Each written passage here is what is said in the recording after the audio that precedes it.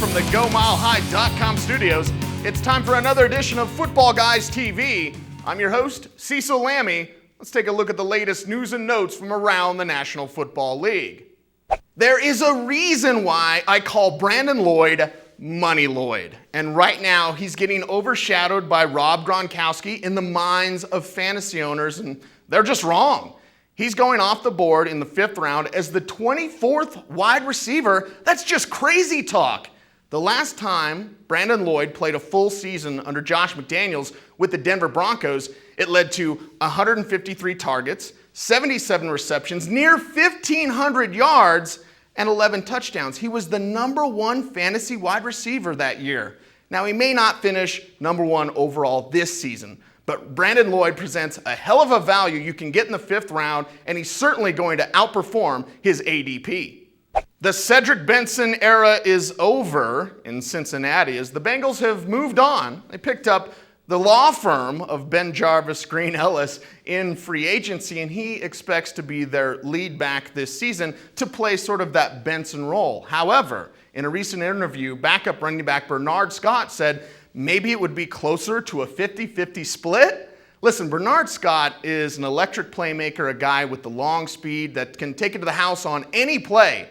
But we've been waiting for him to play up to his potential. It hasn't happened thus far. So for him to think that it would be a near 50-50 split is probably a little bit off. We like Ben Jarvis Green Ellis as a running back that you can pick up in the mid-rounds of your draft.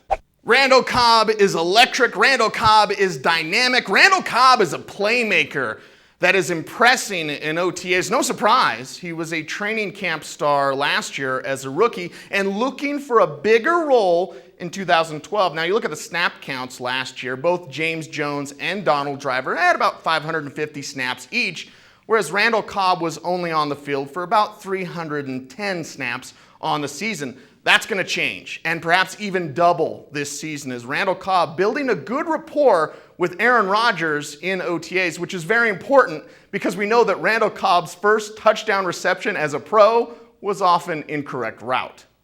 Hi, Matt Hasselbeck. Give me 5, bro.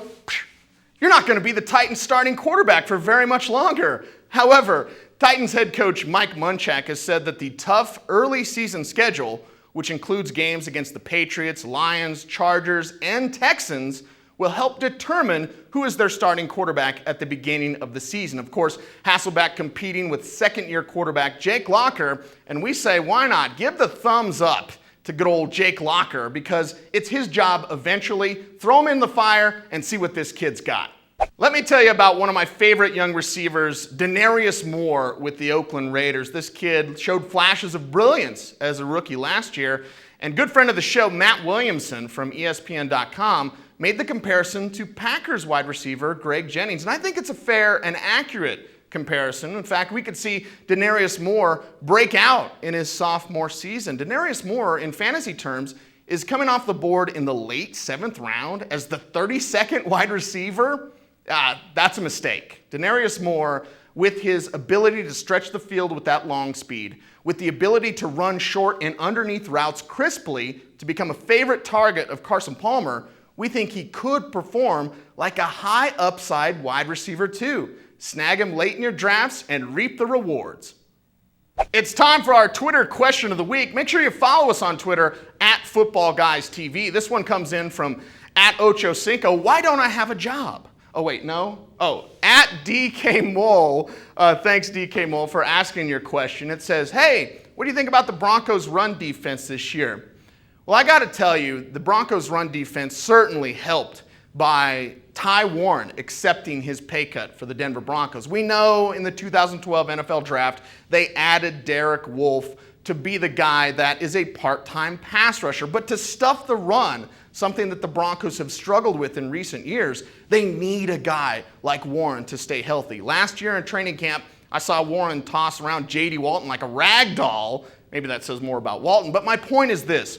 Warren is a big guy, huge mountain of a man that can eat up double teams and allow the playmakers around him to make plays. So yes, I think with a healthy Warren, a bigger Kevin Vickerson, the Broncos will be stouter against the run than some people think.